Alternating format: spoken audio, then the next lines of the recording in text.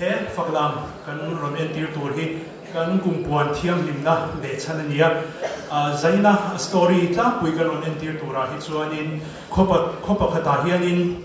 I chama tana sa me tam tak ruwa sur to lo wangin I thai ten thar the lawa an ri la cham me ma chutia an meidon lai chuanin pathian an nge na pathianin Malsawm Ruahpui asur tira te chuanin hlim takin roi ne nan loma chutiro rual chuanin an machine na chapo na te ron luta an khuwa me chepakhat chu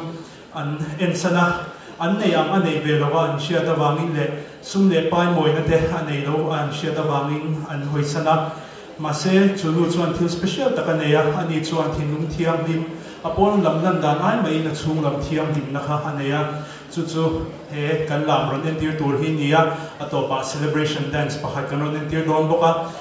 kan zaina lo thlir tu turte Thinlung Hlimhlimi hi kan na iso chona thlir zawk thina ni ti sharengin in Thinlung zong nen mun taka min lo thlir sak turing kan so ma cheu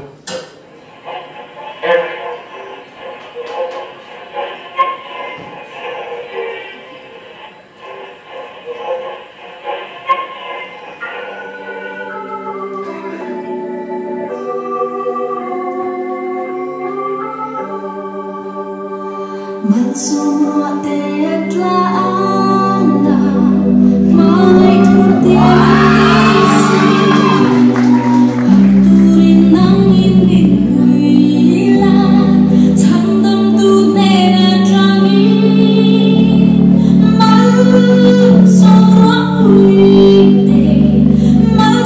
ruahpui